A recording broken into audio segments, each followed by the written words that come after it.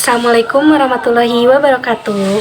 Halo semua, perkenalkan saya Sofia Azmi dari Prodi D3 Keperawatan Universitas Pendidikan Indonesia Kampus di Sumedang. Di sini saya akan membahas wanita muslimah berjoget ria di aplikasi TikTok. Seiring perkembangannya zaman, manusia dapat menciptakan teknologi canggih yang dapat mempermudah masyarakat untuk mencari informasi, berkomunikasi, dan masih banyak lagi. Kehadiran teknologi komunikasi saat ini, salah satunya smartphone, telah banyak mempengaruhi cara pandang orang di berbagai kalangan, serta terdapat hal-hal dalam kehidupan sehari-hari mereka, termasuk seorang muslim atau muslimah. Dalam smartphone terdapat berbagai macam aplikasi yang dapat mempermudah kegiatan manusia seperti berkomunikasi, berniaga, mencari pengetahuan, serta banyak sekali hiburan di dalamnya. Banyak sekali manfaat dari smartphone saat ini, terutamanya kepada para muslim dan muslimah menggunakannya sebagai sarana media dakwah. Namun, tidak sedikit pula banyak kemudaratan yang terdapat di aplikasi smartphone. Aplikasi TikTok merupakan aplikasi yang sangat trendy di semua kalangan masyarakat.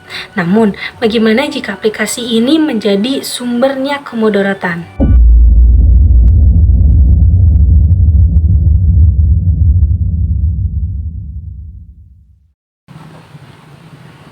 Astagfirullahaladzim. Menurut kalian, hal tersebut sangat menghibur, lucu? Nggak sama sekali tahu. Sampai ada yang bilang begini. Loh kan ini sosmed gue, kok lo jadi ngurusin hidup orang lain sih? Kan gue itu pasti apa yang gue mau, bukan apa yang lo ingin lihat. Bukan begitu. Yuk, mari kita lihat dampak dari penggunaan tersebut. Yang pertama, hilangnya rasa malu pada muslimah. Yang kita tahu bahwa malu sebagian daripada iman. Rasulullah Shallallahu Alaihi Wasallam bersabda, malu dan iman bergandengan bersama. Bila salah satunya terangkat, maka yang lainnya pun terangkat. Hadis riwayat Al-Hakim. Apabila hilang rasa malunya secara bertahap, maka perilakunya pun akan buruk dan menurun ke lebih yang buruk, dan terus meluncur ke bawah ke lebih yang rendah, dari yang hina ke lebih yang hina, hingga sampai derajat yang paling rendah. Nauzubillahi min dzalik. Lalu yang kedua, liriknya itu loh gak mendidik, terus gara-gara sering banget disetel, jadi disenandungkan oleh siapa saja. Lalu yang ketiga, anak-anak menjadi korban hilangnya akal sehat, sampai-sampai menyembah idolanya sendiri. Nauzubillahi min dzalik. Kita memang mempunyai kebebasan dalam bermedia sosial, tapi ingat, apa yang kita sebarkan itu akan dihisap di akhirat kelak. Apalagi yang kita sebarkan itu berdampak besar sampai merusak umat. Kira-kira apa yang kita dapat? Masalah pahala dan dosa memang haknya Allah, tetapi kita bisa memilih salah satunya, mau pahala atau mau dosa. Kalau ingin pahala, kita bisa kok menggunakan aplikasi tersebut dan aplikasi lainnya menjadikan sebagai media dakwah dan membuat konten yang bermanfaat. Apalagi kita sebagai seorang muslimah, Allah telah menciptakan manusia dengan kehormatan dan kemuliaannya, yang apabila kita masih mau menjaga rasa malunya, ya insya Allah kita bisa mempertahankan keduanya. Jadi jangan putus rasa malu itu demi lucu-lucuan. Dan kita yang merasa paham bahwa banyak yang menyalahgunakan aplikasi TikTok ini, ya kamu jangan merasa aman sendirian. Ajak mereka untuk mengisi waktu luang, jangan sampai mereka terlena dengan hiburan. Ya mungkin hiburan gitu ya, kayak hiburan, tapi lihat dampaknya. Banyak banget mudaratnya, dan sampai-sampai bisa merusak umat.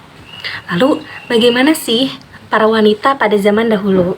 Dalam sebuah hadis, Rasulullah Shallallahu Alaihi Wasallam bersabda, sebaik-baiknya wanita seluruh alam ada 4 orang.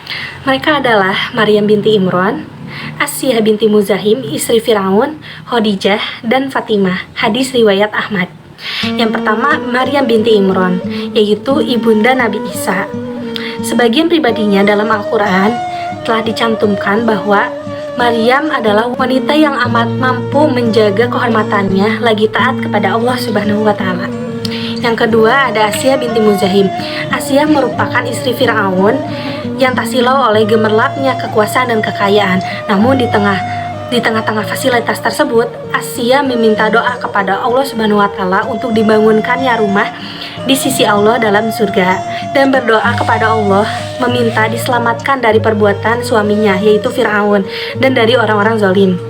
Lalu yang ketiga ada Khadijah binti Khuwailid. Khadijah merupakan istri Rasulullah yang telah terukir di hatinya dan terukir di hati umat sepanjang zaman, karena beliau telah mengorbankan hartanya demi membantu Rasul dalam menyebarkan Islam. Ia pula yang menghibur Nabi Muhammad ketika Nabi terguncang menerima wahyu pertama. Khadijah memberi nasihat dan memberi semangat kepada Nabi. Dan yang terakhir ada Fatimah binti Muhammad. Fatimah merupakan anak dari Khadijah, putri kesayangannya Nabi. Fatimah hidup di bawah bimbingan ayahnya yaitu Rasulullah Shallallahu Alaihi Wasallam. Fatimah tidak dibesarkan dalam fasilitas duniawi, melainkan dalam kancah perjuangan fisabilillah. Fatimah lah yang selalu menghibur ayahnya ketika beliau menghadapi tekanan-tekanan dari kaum Quraisy. Masya Allah ya, semoga kita dapat mengambil pelajarannya serta mampu mengupgrade kembali kualitas kita di hadapan Allah Subhanahu wa Ta'ala. Mohon maaf apabila ada kesalahan baik perbuatan maupun perkataan. Kebenaran mutlak milik Allah, kesalahan dari hawa nafsu saya sendiri. Wabillahi taufiq wal hidayah. Wassalamualaikum warahmatullahi wabarakatuh.